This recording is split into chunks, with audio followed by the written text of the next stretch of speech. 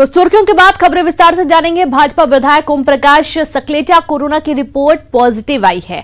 वो शुक्रवार को हुए राज्यसभा चुनाव में उन्होंने मतदान भी किया था और उनकी पत्नी के भी कोरोना पॉजिटिव होने की बात सामने आ रही है और इस खबर के बाद हड़कंप मचा हुआ है। जाहिर सी बात है, राज्यसभा चुनाव में मतदान के दौरान जो जो उनके संपर्क में आए हैं उनकी तलाश की जा रही है। राज्यसभा चुनाव से पहले हुई भाजपा की मीटिंग में भी वे शामिल हुए थे, बीजेपी विधायक दल की बैठक में भी शामिल हुए थे और अब जानकारी है कि वो कोरोना पॉजिटिव है और साथ ही उनकी पत्नी भी कोरोना पॉजिटिव होने की जानकारी मिली है। और इसके पहले राज्यसभा चुनाव जब हुआ था तो वोटिंग करने भी पहुंचे थे, विधायक दल की बैठक में भी शामिल थे और इसके बाद से उनके संपर्क में कितने विधायक आए थे, कौन कौन से लोग उनके संपर्क में आए थे, उनकी तलाश की जा रही है। और लगभग जिनको भी जानकारी मिली, जितने भी एमएलए थे वहां पर, वो सब खुद ही अपना कोरोना टेस्ट कराने अस्पताल पहुंच रहे हैं।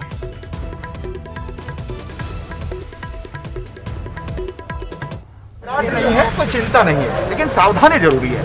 और जब हमारे एक साथी को कोरोना पॉजिटिव का जानकारी आप ही के चैनलों के माध्यम से मिली है तो मैं और देवीलाल जी धाकर और दिलीप जी मकवाना हमारे तीनों विधायक हम साथ में थे, माननीय मुख्यमंत्री जी के निवास पर हम बैठे थे भी और वैसे ही संदेश प्राप्त होना शुरू हुआ कि ओम सकलेचा जी हमारे संभाग के हैं, 2 दिन से हमारे वो साथ थे, कल भी मतदान में साथ थे।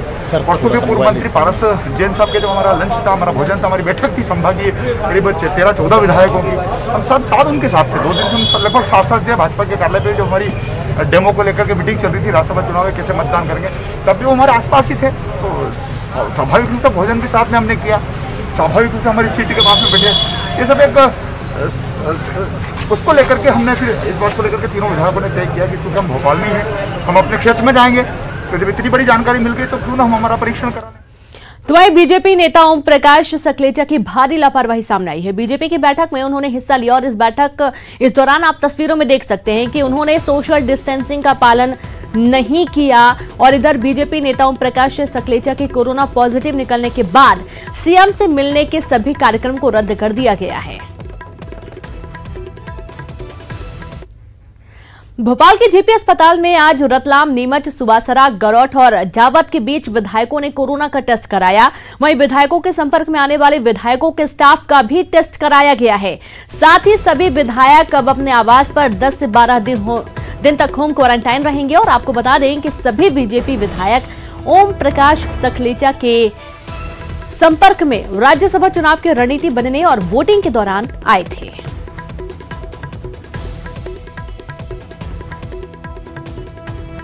जावत के भाजपा विधायक ओम प्रकाश सकलेचा राज्यसभा चुनाव में वोटिंग में शामिल हुए तो अब उनकी कोरोना रिपोर्ट पॉजिटिव आई है। इसके बाद उनके संपर्क में जो उसी क्षेत्र के विधायक हैं वो जेपी अस्पताल में कोरोना टेस्ट कराने के लिए पहुंचे हैं। जावरा, सुवासरा, गरौठ और जो इस क्षेत्र के जो विधायक हैं वो पहुंचे हैं और एहतियातन इन्होंने कोरोना टेस्ट करवाया है, क्योंकि जब भाजपा विधायक दल की बैठक हुई थी तो ये जो 5 विधायक हैं उनके संपर्क में आए थे और इनके साथ ही जो दूसरे और जो विधायक हैं और जो पर्यवेक्षक हैं जो कि बैठक में शामिल हुए थे वो सभी ओम प्रकाश जी के संपर्क में आए थे। ऐसे में सुरक्षा के लिहाज से जो विधायक है इन्होंने कोरोना टेस्ट कराया ताकि जो दूसरे लोग हैं वो संक्रमित ना हो। सर, आप लोगों ने कोरोना टेस्ट कराया, किसी तरह का कोई डर आप लोगों के मन में? हमारे मन में कोई डर नहीं है, ये सावधानी है। जो मालूम पड़ा है कि ओम जी सकलेचा पॉजिटिव निकले हैं, हम परसों भी साथ में थे, भोजन साथ में किया था, उस सावधानी के बतौर हमको टेस्ट कराना चाहिए। तो आप लोग क्वारंटाइन रहेंगे कितने? बिल्कुल, यहाँ से जाके हम क्वारंटाइन रहेंगे जब तक रिजल्ट नहीं आए थे और उसके रिजल्ट आने के बाद भी हम 2-3 दिन क्वारंटाइन ही रहेंगे, तब तक हम लोग घर नहीं जाएंगे। इधर बीजेपी के विधायक के कोरोना पॉजिटिव मिलने के बाद कांग्रेस ने सीएम शिवराज सिंह चौहान, नरोत्तम मिश्रा सहित संपर्क में आए सभी विधायकों की कोरोना टेस्ट की मांग की है। जो विधायक है हमारे भारतीय जनता पार्टी के हमारे मित्र, उनको कोरोना हो गया और मैं उनसे ईश्वर से प्रार्थना करता हूँ स्वस्थ रहें, प्रसन्न रहें। और मुख्यमंत्री और स्वास्थ्य मंत्री तरह अनेक मंत्रियों से मिले हैं, उनसे भी मैं अपेक्षा करता हूँ कि वो इसकी तत्काल अपनी जांच कराएं और सच पता करें, लापरवाही न बरतें। उनका जीवन भी प्रदेश के लिए और आम जनता के लिए बहुत महत्वपूर्ण है। मैं उनके लिए भी अपनी शुभकामनाएं अर्पित करता हूं, स्वस्थ और प्रसन्न रहने की। विधानसभा तक बात आ गई है तो मध्य प्रदेश के जितने भी विधायक हैं उन सबका जांच भी कराना चाहिए। और जैसे कि कल स्वाभाविक है राज्यसभा का चुनाव था, ऐसा आपके चैनलों से या और लोगों ने बताया कि केंद्रीय मंत्री जो आए थे मुख्यमंत्री जी भी थे, मध्य प्रदेश के मंत्री भी थे, विधायक थे, सारे लोगों से एक दूसरे का संपर्क हुआ है। सारे लोग एक ही जगह थे तो स्वाभाविक रूप से आपस में मिलना जुलना भी होता है। तो अब क्या परिस्थिति बनेगी कि अगर सारे लोगों को क्वारंटाइन कर दिया जाएगा तो सारी व्यवस्थाएं फेल हो जाएंगी। तो ये बड़ा चिंता का विषय है। इसके ऊपर कोई ना कोई रणनीति बननी चाहिए और व्यवस्थाएं होनी चाहिए। अपने वाकई में यदि सभी लोग क्वारंटाइन हो जाएंगे तो आगे की रणनीति जो बनानी है और उपचुनाव को लेकर खास जो बीजेपी तैयारी में जुटी हुई है। और आप जैसा कि देख पा रहे होंगे तमाम लोग हैं जो कि मास्क लगाए हुए हैं, सिर्फ वही हैं जो मास्क भी नहीं लगाए हुए हैं। और संवाददाता जितेंद्र जुड़ गए। जितेंद्र, विधायक दल की बैठक की जो एक तस्वीर हम देख पा रहे हैं उसमें हमने ये देखा है कि वो मास्क भी नहीं लगाए हुए हैं। और अब ये समझना होगा कि चाहे कोई भी हो, चाहे वो कोई भी बैठक हो, कोई भी माहौल हो, सोशल डिस्टेंसिंग और मास्क बहुत ही अनिवार्य है। जितेंद्र, बिल्कुल, जिस तरह से कह सकते हैं कि आम आदमी को कानून का पालन कराया जा रहा है और जिस तरह से मास्क लगाने, सोशल डिस्टेंसिंग, इन सारी चीजों के लिए कहा जा रहा है, वैसे ही राजनेताओं के लिए भी ये सारी बातें अनिवार्य हुए मानी जाती हैं। और जब नेता इन चीजों का पालन नहीं करते हैं तो जाहिर सी बात है जब कोरोना उन तक फैल रहा है तो आम आदमी तक भी फैल रहा है। और कोरोना कोई भेदभाव नहीं कर रहा है, ना किसी गरीब को छोड़ रहा है, ना किसी अमीर को। तो कह सकते हैं कि सोशल डिस्टेंसिंग, मास्क लगाना और हैंड सैनिटाइज कराना, ये सारी चीजों का पालन करना हर एक व्यक्ति के लिए, हर एक राजनेता के लिए जरूरी है। इसके ही परिणाम सामने मिल रहे हैं कि जो बड़े से बड़े नेता हैं वो भी इसकी चपेट में आ रहे हैं, चाहे सिंधिया हो, चाहे यहाँ पर सकलेचा की बात की जाए या फिर कोई आम आदमी भी हो। जी बिल्कुल, शुक्रिया आपका जितेंद्र तमाम जानकारी के लिए। तो ये सबके लिए बहुत ही अनिवार्य है, चाहे वो कोई भी हो। वहीं अगली खबर का हम रुख करेंगे जहां प्रदेश में सामने आए 87 कोरोना के नए मामले। आपको हम कोरोना का अपडेट ये दे रहे हैं। मध्य प्रदेश में किस तरीके की स्थिति बनी हुई है। भोपाल में 45 मामले सामने आए हैं, जबलपुर में 5 मामले हैं, खरगोन में 19 मामले, कटनी में 2 और एमपी में अब तक कुल 11,676 कोरोना के केस सामने आ चुके हैं। और इनमें से 8,672 लोग स्वस्थ होकर अपने घर भी जा चुके हैं। 486 लोगों की कोरोना संक्रमण की वजह से मौत भी हुई है। इनमें से ज्यादातर बुजुर्ग थे या फिर वो किसी गंभीर बीमारी से पहले से ही पीड़ित थे। तो प्रदेश में अभी तक 87 कोरोना के नए मामले एक बार फिर से सामने आए हैं। भोपाल से 45, जबलपुर से 5, खरगोन से 19 नए मामले सामने आए हैं। वहीं एमपी में अब तक कुल मामले 11,676 है कोरोना के केस देखे गए हैं और इनमें से 486 लोगों की मौत हो चुकी है। बाकी सभी लोग ठीक होकर घर भी जा चुके हैं। राज्यसभा चुनाव में बीजेपी में हुई क्रॉस वोटिंग को इसे बीजेपी में बगावत बता रही है। बीजेपी में कांग्रेस क्रॉस वोटिंग से गदगद कांग्रेस को उम्मीद जाग गई है। यही बगावत उसे आने वाले उपचुनाव में जीत दिलाएगी। एक रिपोर्ट देखिए। मध्य प्रदेश की खाली हुई 3 राज्यसभा सीट के लिए शुक्रवार को चुनाव हुए। राज्यसभा चुनाव में बीजेपी में हुई क्रॉस वोटिंग से कांग्रेस को उपचुनाव के लिए उम्मीद मिल गई। कांग्रेस के खाते में पड़े बीजेपी विधायक गोपीलाल जाटव के वोट को कांग्रेस पार्टी बीजेपी में बगावत बता रही है। कांग्रेस का कहना है कि क्रॉस वोटिंग बताती है कि राज्यसभा चुनाव में बीजेपी का मैनेजमेंट फेल हो गया। महाराजा पे भारी पड़े राजा, ये मान के चलिए कि इस राज्यसभा के चुनाव में कांग्रेस का मैनेजमेंट मजबूत रहा और ये पूरी सरकार और 2 इनके केंद्रीय मंत्री आए, ये पूरी तरह फेल हो गया। को जो वोट मिला है वो सबसे ज्यादा मिला है। मेरी तरफ से भी उनको भी हार्दिक बधाई है और भारतीय जनता पार्टी के लिए भी एक चिंता का कारण बनता है, क्योंकि जो पार्टी बड़ी अनुशासन वाली पार्टी थी, जिस पार्टी में केंद्रीय नेतृत्व के बड़े बड़े मठाधीश लोग जो है व्यवस्था बनाने आए थे और उसके बावजूद भी आंतरिक असंतोष को दबा नहीं पाए। राज्यसभा की 3 सीटों में से भले ही बीजेपी ने 2 सीटों पर कब्जा जमा लिया हो, लेकिन संख्या बल कम होने के बाद भी दिग्विजय सिंह ज्योतिरादित्य सिंधिया पर भारी पड़ गए। दिग्विजय सिंह को सबसे ज्यादा 57 वोट मिले, जिसे कांग्रेस उपचुनाव में कैश कराने की तैयारी में है। दिग्विजय सिंह को 54 की जगह 57 वोट मिलने से गदगद कांग्रेस को बीजेपी ने फिर से संभल जाने की नसीहत दी है। बीजेपी विधायक यशपाल सिंह सिसोदिया का कहना है कि जिसके 22 विधायकों ने पार्टी छोड़ दी, वो 1 वोट ज्यादा मिल जाने से मुगालते में है। लोकसभा के चुनाव में अगर किसी से चूक हो गई या किसी का वोट रिजेक्ट हो गया है तो उसको लेकर के ये कहा जाना कि महाराजा पे राजा भारी पड़ेगा। हमारा कहना है कि कांग्रेस भी थोड़ा सा मंथन कर ले, क्या खोया और क्या पाया, इस बात को लेकर के कि 22 व्यक्ति आपके हाथ से निकल गए हैं और अगर आप कहते हैं कि 1 वोट हमको ज़्यादा मिल गया, उस 1 वोट की गणित में अगर आप सर पे सेहरा बांध करके घूम रहे हैं तो ये गलतफहमी है। कांग्रेस आने वाले उपचुनाव को महाराजा वर्सेस राजा करने के मूड में है। और शायद ऐसा ही आइडिया बीजेपी का भी है।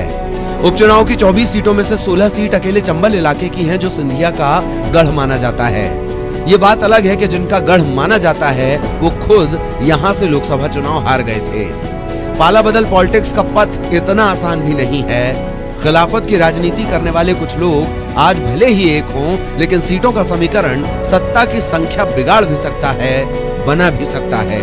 उपचुनाव में कोरोना भी एक बड़ा मुद्दा बनने वाला है। कांग्रेस आरोप लगा रही है कि कोरोना पर नियंत्रण की तैयारी के समय भाजपा के लोग कमलनाथ सरकार गिराने में लगे थे। वहीं ग्वालियर में कांग्रेस की बैठक हुई, जिसमें 16 सीटों पर होने वाले उपचुनाव को लेकर मंथन हुआ। पूर्व मंत्री तरुण भनोत ने कार्यकर्ताओं से बातचीत की और भनोत ने कार्यकर्ताओं को वफादार रहने की सलाह दी। बैठक के दौरान सोशल डिस्टेंसिंग के नियमों का पालन नहीं हुआ और जमकर इसकी धज्जियां उड़ाई गई। आप भी अपना ये लगाइए कवर। नहीं, हम लोग तो कवर लगाए, लेकिन समय आपने नहीं दिया बाहर। उसके पहले आपके कार्यकर्ता आके हम लोगों को घेर के नारेबाजी। नहीं, कोई नारेबाजी नहीं कर रहे हैं। और मेरे कार्यकर्ता नहीं है, ये आपके ग्वालियर के कांग्रेस के कार्यकर्ता सुनिए। कांग्रेस तो आपकी है ना सर? अरे ग्वालियर के हैं तो अपनी तो पत्रकार वार्ता हो चुकी, सारी चर्चा हो चुकी। तो आपके सामने हुआ ना, क्या हुआ? आपके सामने तो निकलने नहीं दे रहे। क्यों नहीं निकल? आपका ये यहाँ खाली दरवाजा है, खाली दरवाजा है, खाली दरवाजा। मध्य प्रदेश में चंबल एक्सप्रेसवे सहित विभिन्न योजनाओं को गति मिलेगी। आधिकारिक जानकारी के अनुसार केंद्रीय पंचायती राज, ग्रामीण विकास, कृषि और किसान कल्याण मंत्री नरेंद्र सिंह तोमर और मुख्यमंत्री शिवराज सिंह चौहान ने यहां आज मंत्रालय में ग्वालियर चंबल अंचल क्षेत्र के विकास के संबंध में विभिन्न विभागों के वरिष्ठ अधिकारियों से चर्चा की और इस बैठक में बताया गया कि चंबल एक्सप्रेसवे की मंजूरी से चंबल अंचल के विकास को नए आयाम मिलेंगे। योजना के तहत केंद्र सरकार को दी जाने वाली भूमि का चिन्हांकन भी कर लिया गया है। कुल 309 किलोमीटर क्षेत्र की प्रगति को साकार करने की योजना से संबंधित विभिन्न प्रक्रियाओं को तेजी से पूरा किया जा रहा है। तो प्रधानमंत्री नरेंद्र मोदी ने वीडियो कॉन्फ्रेंसिंग के जरिए गरीब कल्याण रोजगार अभियान की शुरुआत की और इस दौरान प्रधानमंत्री नरेंद्र मोदी ने कहा कि कोरोना का इतना बड़ा संकट, पूरी दुनिया जिसके सामने हिल गई, भारत के गांवों में तो कोरोना का जिस तरह मुकाबला किया है, उसने शहरों को भी बहुत बड़ा सबक दिया है। गरीब कल्याण रोजगार योजना का उद्देश्य ग्रामीण भारत में आजीविका के अवसरों को बढ़ाना है। योजना की शुरुआत करते हुए प्रधानमंत्री ने प्रवासियों से वीडियो कॉन्फ्रेंसिंग के जरिए चर्चा की। सीएम शिवराज सिंह चौहान ने भी वीडियो कॉन्फ्रेंसिंग में इस योजना की लॉन्चिंग के दौरान जुड़े और इस योजना में मध्य प्रदेश के 24 जिले शामिल हैं। तो वीडियो कॉन्फ्रेंस के जरिए प्रधानमंत्री मोदी ने गरीब कल्याण योजना को लॉन्च किया और इस दौरान 116 जिलों के प्रवासी मजदूरों को घर पर ही कई सारी सुविधाएं मुहैया हुई। और आपको बता दें, सीएम शिवराज सिंह चौहान भी जुड़े और मध्य प्रदेश के भी 24 जिले इस योजना में शामिल हैं।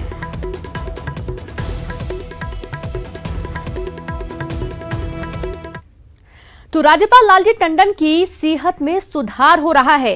पूरी खबर बताएंगे एक छोटे से ब्रेक के बाद।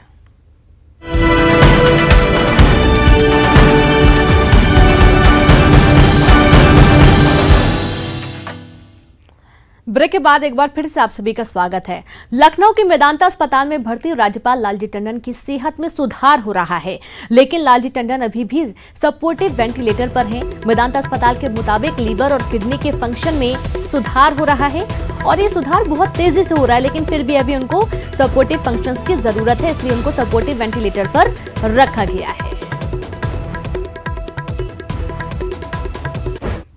मुख्यमंत्री शिवराज सिंह चौहान ने शनिवार को एक बार फिर प्रशासनिक सर्जरी की। शनिवार को यहां फिर कुछ आईएएस अधिकारियों के तबादले किए गए। जिन अधिकारियों के तबादले किए गए हैं उनमें आईएएस सूफिया फारूकी वली पीईबी का संचालक बनाया गया है। वहीं नरेंद्र सूर्यवंशी को चिकित्सा शिक्षा विभाग का उप सचिव बनाया गया है। वहीं राधेश्याम जुलानिया माशिम अध्यक्ष बनाए गए हैं, तो सलीना सिंह को एग्जामिनेशन बोर्ड का अध्यक्ष बनाया गया है।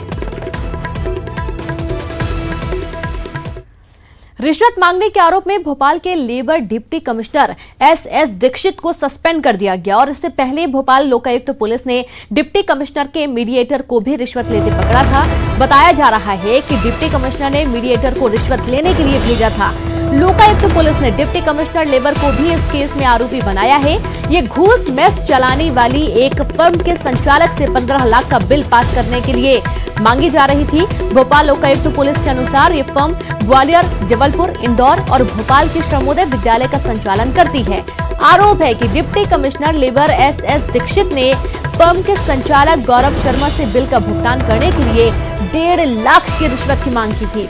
गौरव शर्मा की शिकायत पर लोकायुक्त पुलिस ने ये कार्रवाई की है।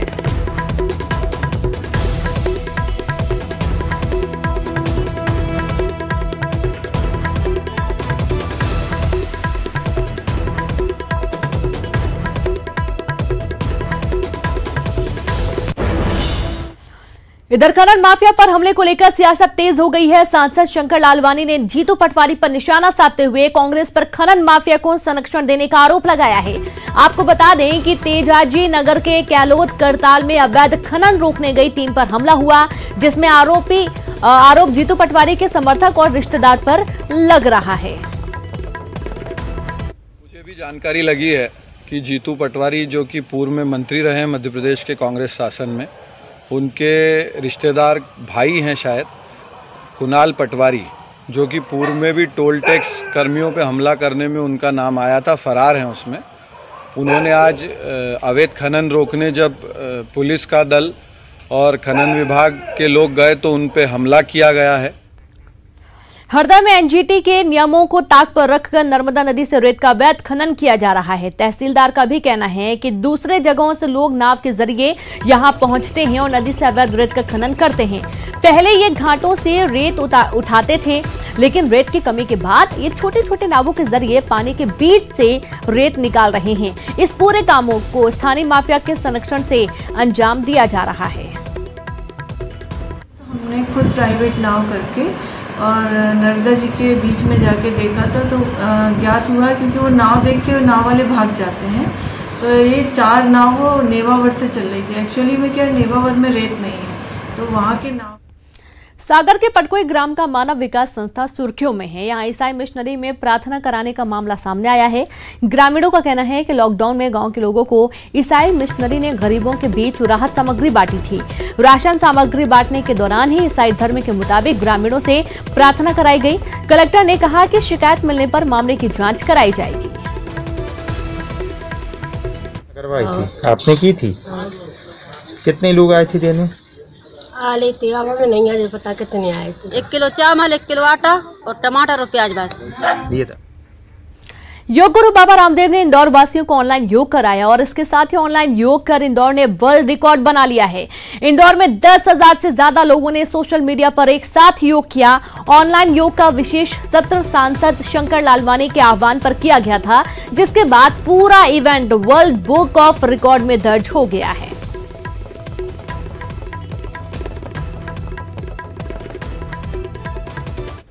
तो साल का पहला सूर्य ग्रहण कल रविवार को सुबह 9:15 से शुरू होगा और दोपहर बाद 3:04 तक रहेगा। इस ग्रहण का माध्यम मध्य दोपहर 12:10 के आसपास रहेगा, जिसमें सूर्य एक फायर रिंग के रूप में नजर आएंगे और विश्व के कई देशों में यह सूर्य ग्रहण दिखाई देगा, जिसमें भारत के अलावा चीन, Africa, Congo, Ethiopia, Nepal, Pakistan शामिल है। तो 21 जून को पड़ने वाले ग्रहण का सूतक काल आज रात 9:15 से शुरू हो गया है और इस दौरान पूजा पाठ और मंदिरों के पट बंद रहेंगे।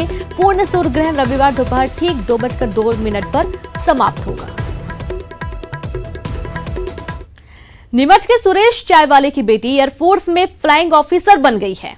हैदराबाद में एयरफोर्स ट्रेनिंग एकेडमी में आज 123 कैडेट्स के साथ आंचल गंगवाल भी पासिंग आउट परेड में शामिल हुई।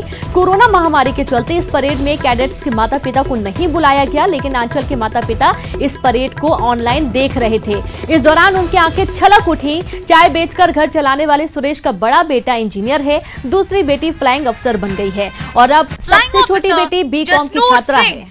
Flying officer Anchal Gangwal, flying officer Jasnoor Singh, flying officer Anchal Gangwal, flying officer Sai Shubham Yadav, flying officer Arsalan Yasin. मौसम विभाग ने येलो अलर्ट जारी किया है। कई जिलों में गरज चमक के साथ ही भारी बारिश की आशंका जताई गई है। 24 घंटे के लिए सीधी सिंगरौली, रीवा, मंडला, बालाघाट, जबलपुर, सागर, शहडोल, भोपाल, होशंगाबाद, उज्जैन में भारी बारिश की आशंका जताई गई है। तो सीधी सिंगरौली, रीवा, मंडला में भारी बारिश की आशंका है। मौसम विभाग ने अलर्ट जारी किया है। 24 घंटे के भीतर भारी बारिश हो सकती है और उसके चलते येलो अलर्ट जारी किया गया है। और इसी के साथ इस बुलेटिन में इतना ही। नमस्कार।